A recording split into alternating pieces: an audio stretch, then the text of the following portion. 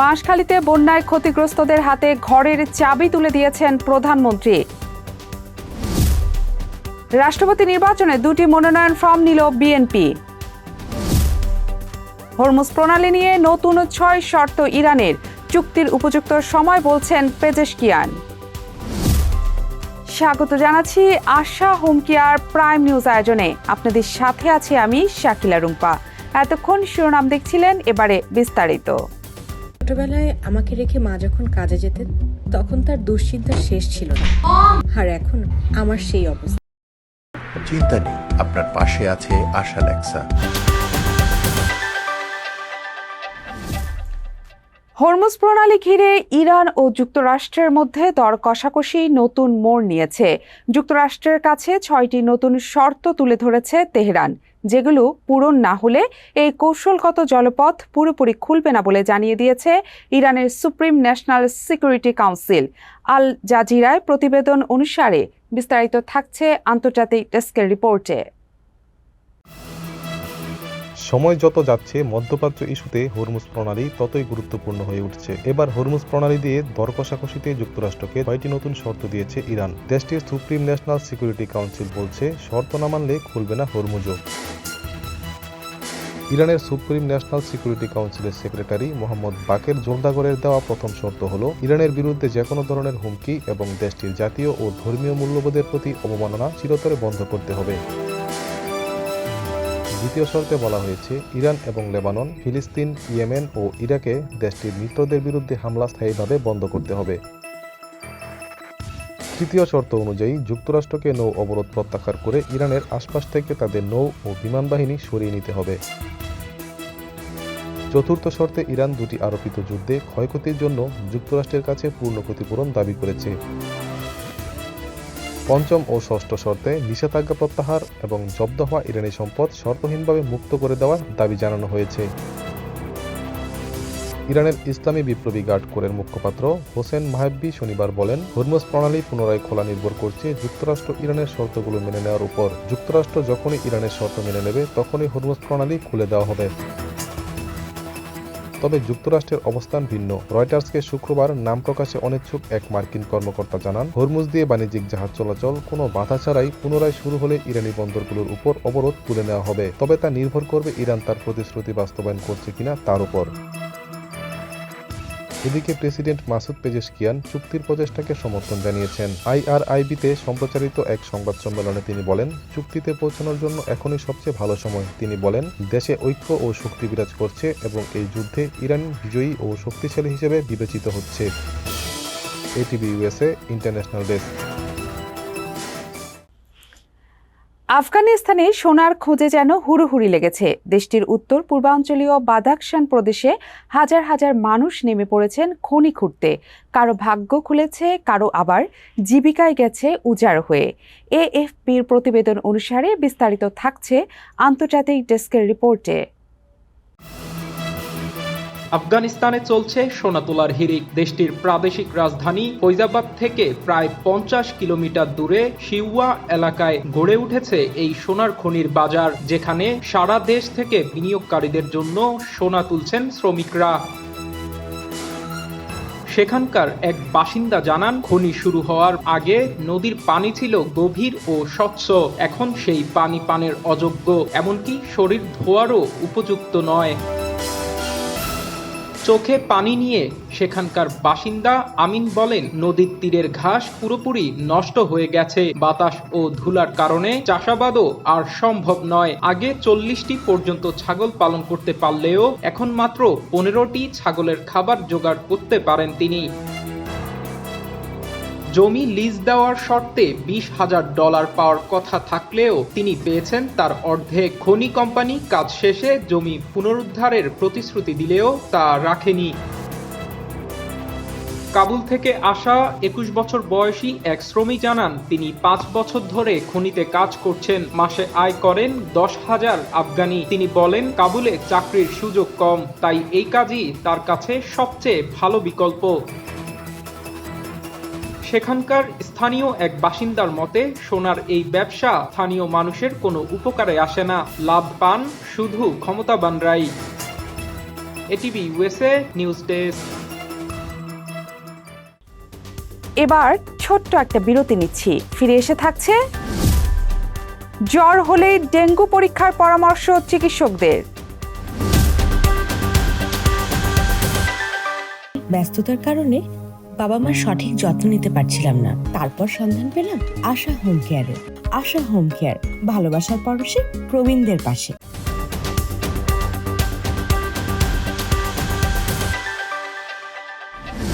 স্বাগত আবারও আশা home care prime news আয়োজনে। প্রধানমন্ত্রী তারেক রহমান বাঁশখালীর বন্যায় ক্ষতিগ্রস্তদের হাতে টিনের নতুন ঘরের চাবি তুলে দিয়েছেন। রোববার বাহারছড়া ইউনিয়নের পশ্চিম বাঁশখালীর বন্যা কবলিত এলাকায় ক্ষতিগ্রস্ত মানুষের পুনর্বাসনের লক্ষ্যে টিনের নতুন ঘরের চাবি তাদের হাতে তুলে দেন প্রধানমন্ত্রী। তিনি এ সময় ক্ষতিগ্রস্ত মানুষদের সাথে কথা বলেন এবং তাদের পরিবারের খোঁজ খবর নেন। প্রধানমন্ত্রী সেখানে একটি মেহগনি গাছের চারা রোপণ করেন। গত 7 জুলাই থেকে অতিবৃষ্টি ও পাহাড়ি ঢলে চট্টগ্রামের বাঁশখালী উপজেলার বিভিন্ন প্রত্যন্ত অঞ্চল এবং প্লাবিত হয়। বন্যায় জলাবদ্ধতায় এসব এলাকার শত শত মানুষের ঘরবাড়ি, পুকুর, জলাশয় ও ঘেরের মাছ পানিতে ভেসে যায়। কর্মসূচি শেষ করে প্রধানমন্ত্রী তারেক রহমান হেলিকপ্টারে চট্টগ্রামের ফটিকছড়ির উদ্দেশ্যে রওনা হন। সেখানে প্রধানমন্ত্রী আল জামিয়াতুল ইসলামিয়া আজিজুল উলুম বাবুনগড় মাদ্রাসায় হেফাজতে ইসলামের আমির আল্লামা শাহ মহিবুল্লাহর সাথে সাক্ষাৎ করেন। রাষ্ট্রপতি নির্বাচনকে সামনে রেখে নির্বাচন কমিশনের রিটার্নিং কর্মকর্তার কার্যালয় থেকে 2টি মনোনয়নপত্র সংগ্রহ করেছে ক্ষমতাসীন বিএনপি। আর 11 দলীয় জোটের মনোনীত প্রার্থী হয়েছেন এলটিপি চেয়ারম্যান কর্নেল অবসরপ্রাপ্ত অলি আহমদ। তফসিল অনুযায়ী 13 আগস্ট সকাল 10টা থেকে বিকেল 4টা পর্যন্ত মনোনয়নপত্র জমা দেওয়া যাবে। একাধিক প্রার্থী থাকলে 20 আগস্ট দুপুর 2টা থেকে বিকেল 5টা পর্যন্ত জাতীয় সংসদ ভবনে ভোট গ্রহণ হবে। বিস্তারিত টেস্ট রিপোর্টে। 6 আগস্ট রাষ্ট্রপতি নির্বাচনের তফসিল ঘোষণা করে নির্বাচন কমিশন। রাষ্ট্রপতি মোহাম্মদ শাহাবুদ্দিন গত 24 জুলাই পদত্যাগ করার পর আগামী 20 আগস্ট ভোটের দিন নির্ধারণ করা হয়। নির্বাচন কমিশন জানায়, জাতীয় সংসদের চিফ হুইপ নুরুল ইসলাম মনি আজ একটি মনোনয়নপত্র সংগ্রহ করেন। আরেকটি মনোনয়নপত্র সংগ্রহ করেন বিএনপির জ্যেষ্ঠ যুগ্ম মহাসচিব রুহুল কবির রিজভী। এদিকে বাংলাদেশ জামায়াতে ইসলামীর নেতৃত্বাধীন 11 দলীয় জোট ইতিমধ্যে রাষ্ট্রপতি নির্বাচনে প্রার্থী দেওয়ার ঘোষণা দিয়েছে। জোটটি লিবারেল ডেমোক্রেটিক পার্টির চেয়ারম্যান কর্নেল অবসরপ্রাপ্ত অলি আহমেদকে রাষ্ট্রপতি প্রার্থী হিসেবে মনোনীত করেছে। প্রতিদ্বন্দ্বিতা হলে 1991 সালের পর এটি হবে একাধিক প্রার্থীর অংশগ্রহণে প্রথম রাষ্ট্রপতি নির্বাচন। ওই বছরের নির্বাচনে বিএনপির প্রার্থী আব্দুর রহমান বিশ্বাস আওয়ামী লীগের প্রার্থী বদরুল হায়দার চৌধুরীকে পরাজিত করেন। এরপর অনুষ্ঠিত রাষ্ট্রপতি নির্বাচনে ক্ষমতাসীন দলের মনোনীত প্রার্থীরা বিনা প্রতিদ্বন্দ্বিতায় নির্বাচিত হন। তফসিল অনুযায়ী 13 আগস্ট সকাল 10টা থেকে বিকেল 4টা পর্যন্ত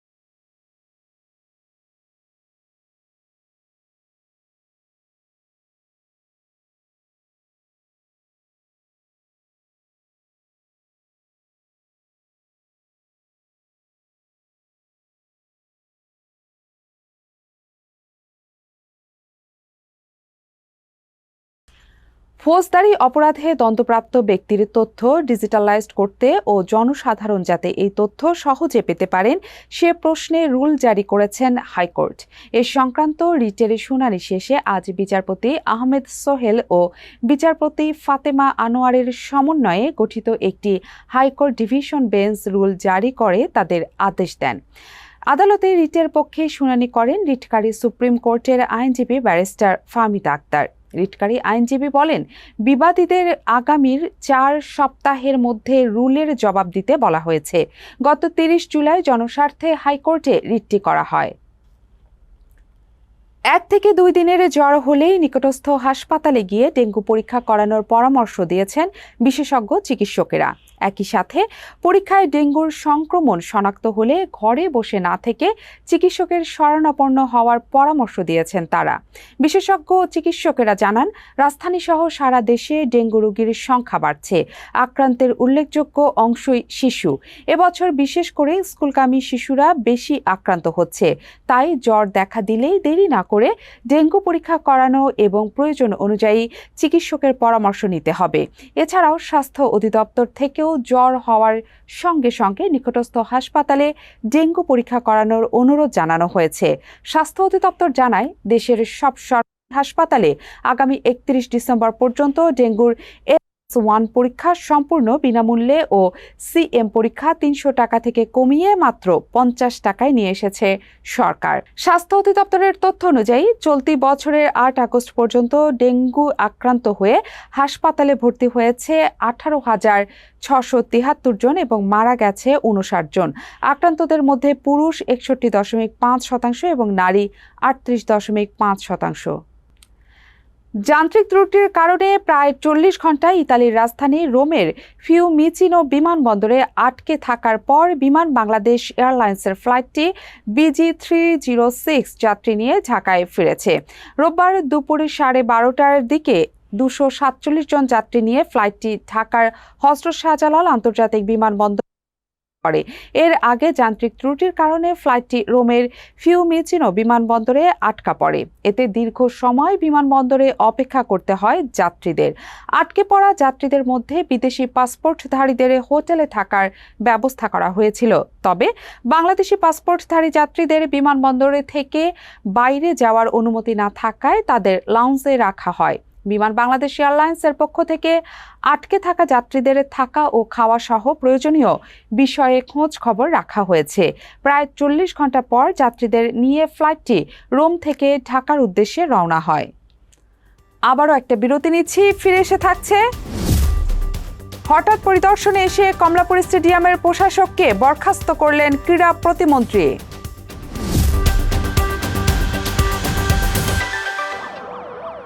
আমি যদি মিথ্যে বলতাম তাহলে আমার ছেলেটা কি শিখত? বাবা, সব সময় সাদাকে সাদা এবং কালোকে কালো বলি। সাপ্তাহিক সাদা কালো, আমরা সাদাকে সাদা, কালোকে কালো বলি।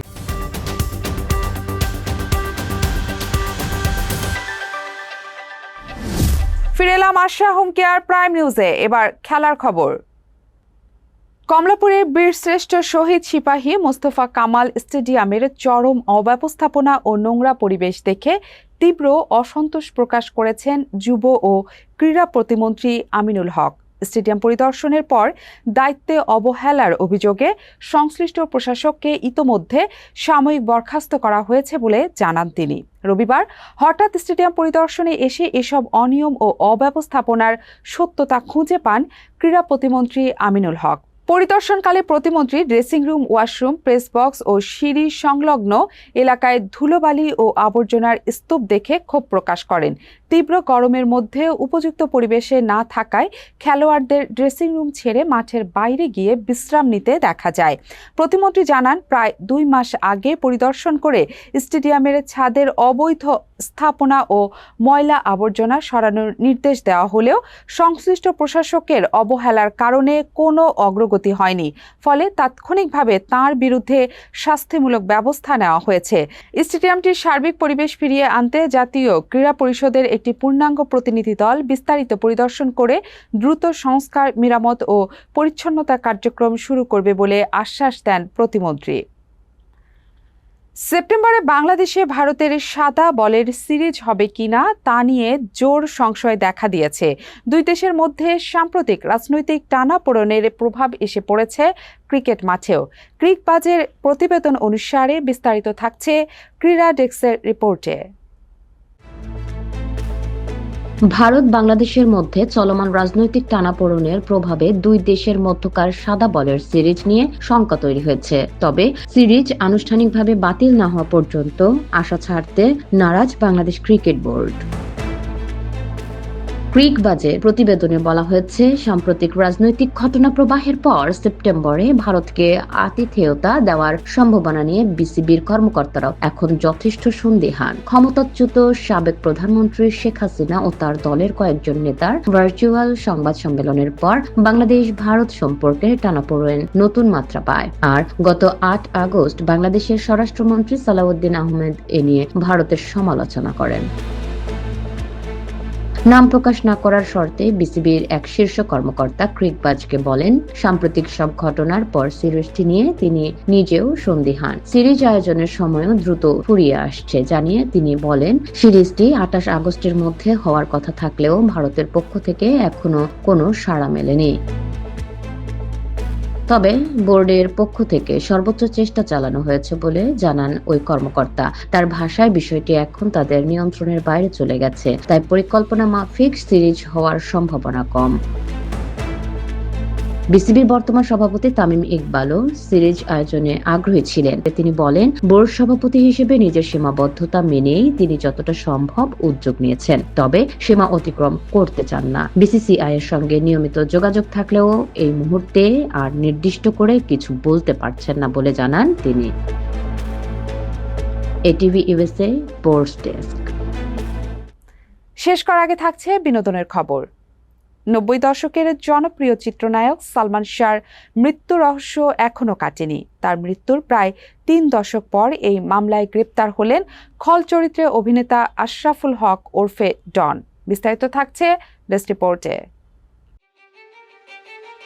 সালমান শাহর মৃত্যুর ঘটনায় গ্রেপ্তার হলেন খল অভিনেতা ডন। বাংলাদেশের চলচ্চিত্র জগতের এক উজ্জ্বল নক্ষত্র ছিলেন সালমান শাহ। স্বল্প সময়ে অসংখ্য জনপ্রিয় ছবি উপহার দিয়ে নিজেকে নিয়ে গিয়েছিলেন দর্শক জনপ্রিয়তার তুঙ্গে। ১৯৯৬ সালের ৬ সেপ্টেম্বর ঢাকার নিজ বাসায় রহস্যজনকভাবে মারা যান এই অভিনেতা।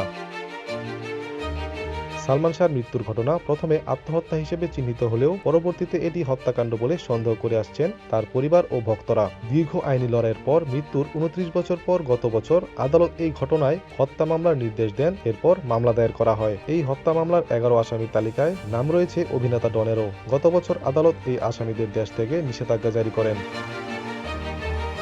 আজ রোববার সকাল ৬টার দিকে উমরা পালনের উদ্দেশ্যে সৌদি আরব যাওয়ার জন্য ঢাকার হযরত শাহজালাল আন্তর্জাতিক বিমানবন্দরে যান ডন। বিমানবন্দর থানার ওসি কামরুল হাসান তালুকদার জানান, মামলার কারণে তার বিদেশ যাত্রার নিষেধাজ্ঞা থাকায় ইমিগ্রেশনের স্টপ লিস্টেও তার নাম ছিল, তাই ইমিগ্রেশন পুলিশ তাকে আটক করে। সিআইডি ঢাকা মেট্রো পশ্চিমের বিশেষ পুলিশ সুপার গোলাম বেনজির জানান, মামলার তদন্ত কর্মকর্তা এর আগে বিমানবন্দর কর্তৃপক্ষের কাছে এজাহারমুক্ত আসামিদের দেশ ত্যাগের বাধা দেওয়ার অনুরোধ জানিয়ে রিকুইজিশন পাঠিয়েছিলেন, যার ভিত্তিতে আজ ডনকে আটক করা সম্ভব হয়। পরে সিআইডির একটি দল এসে ডনকে নিয়ে যান এবং তাকে আদালতে পাঠানো হয়েছে বলে জানান সিআইডির বিশেষ police super Jasimuddin. ATV USA news desk. একসময় নিয়মিত অভিনয় করলেও দীর্ঘদিন ধরে পর্দা থেকে দূরে আছেন অভিনেতা, পরিচালক ও লেখক হাসান মাসুদ। সাম্প্রতিক এক সাক্ষাৎকারে কেন তিনি নিজেকে গুটিয়ে নিয়েছেন এবং বর্তমানে কি করছেন তা নিয়ে খোলাখুলি কথা বলেছেন তিনি। বিস্তারিত ডেস্ক রিপোর্টে। বরিশালে জন্ম নিলেও ঢাকাতেই বেড়ে ওঠা হাসান মাসুদের অভিনয়ের পাশাপাশি সাংবাদিকতা ও সামরিক বাহিনীতেও কাজ করার অভিজ্ঞতা আছে তার। দীর্ঘদিন অভিনয়ের সাথে যুক্ত থাকলেও সম্প্রতি এক সাক্ষাৎকারে তিনি জানিয়েছেন অভিনয় থেকে নিজেকে গুটিয়ে নেওয়ার কথা। সময় টিভিকে দেওয়া সাক্ষাৎকারে হাসান মাসুদ বলেন, নিজেকে একটু গুটিয়ে নিয়েছেন তিনি। একটা পরিবর্তন এসেছে বলে জানান তিনি, তাই এখন শুধু বিজ্ঞাপনের কাজ পেলে করেন, নইলে করেন না। নিজের ভাষায় বলেন, একটু ভাববাদী হয়ে গিয়েছি, মানে ধার্মিক হয়ে গিয়েছি। বই পড়ার অভ্যাস নিয়েও নিজের বদলে যাওয়ার কথা বলেন তিনি। এতটাই বেশি বই পড়েছিলেন যে একসময় নিজেকে যন্ত্রের মতো মনে হতো তার, ভেতরে কোনো ভাবাবেগ কাজ করতো না। এমনকি চোখের সামনে ট্রাক চাপায় কারো মৃত্যু হলেও তিনি ভাবতেন লোকটার নিজের ভুলেই মৃত্যু হয়েছে। এরপর প্রায় ১২০০ বই নীলক্ষেতে পানির দামে বিক্রি করে দেন হাসান মাসুদ, আর তখন থেকে বই পড়া ছেড়ে দেন বলে জানান তিনি। 1985 সালে বাংলাদেশ সেনাবাহিনীতে ক্যাডেট হিসেবে যোগ দেন হাসান মাসুদ। 7 বছর পর 1992 সালে ক্যাপ্টেন পদে অবসর নেন। এরপর সাংবাদিকতায় যুক্ত হয়ে দ্য নিউ নেশনে কাজ করেন। পরে 1995 সালে দ্য ডেইলি স্টারে ক্রীড়া প্রতিবেদক হিসেবে যোগ দেন। 2004 থেকে 2008 সাল পর্যন্ত বিবিসি বাংলার সংবাদদাতা হিসেবেও কাজ করেছেন তিনি। মোস্তফা সরোয়ার ফারুকীর ব্যাচেলর চলচ্চিত্রের মাধ্যমে 2003 সালে অভিনয়ে অভিষেক হয় হাসান মাসুদের। এরপর মেড ইন বাংলাদেশ সহ বেশ কয়েকটি চলচ্চিত্র এবং হাউসফুল, ট্যাক্সি ড্রাইভার, এফডিসি, বউ, খুনসুটি, গ্র্যাজুয়েট সহ অসংখ্য জনপ্রিয় নাটকে অভিনয় করেছেন তিনি। অভিনয়ের পাশাপাশি সঙ্গীতেও যুক্ত ছিলেন হাসান মাসুদ। ব্যাচেলর চলচ্চিত্রের আজকে না হয় ভালোবাসো গানে কণ্ঠ দেন তিনি। আর 2006 সালের ভালোবাসা দিবসে প্রকাশিত হয় তার প্রথম গানের অ্যালবাম হৃদয় ঘটিত। ATV USA news desk. Asha home care prime news শেষ করার আগে শিরোনামগুলো আরও একবার। বাঁশখালীতে বন্যায় ক্ষতিগ্রস্তদের হাতে ঘরের চাবি তুলে দিয়েছেন প্রধানমন্ত্রী। রাষ্ট্রপতি নির্বাচনে 2টি মনোনয়ন ফর্ম নিল বিএনপি। হরমুজ প্রণালী নিয়ে নতুন 6 শর্ত ইরানের, চুক্তির উপযুক্ত সময় বলছেন পেজেশকিয়ান। এতক্ষণ আশা হোম কেয়ার প্রাইম নিউজ আয়োজনে আমাদের সাথে থাকার জন্য ধন্যবাদ।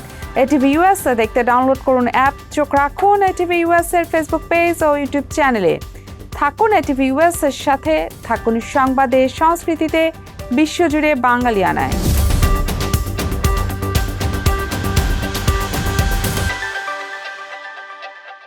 এটিভি ইউএসএ, বিশ্বজুড়ে বাঙালিয়ানা।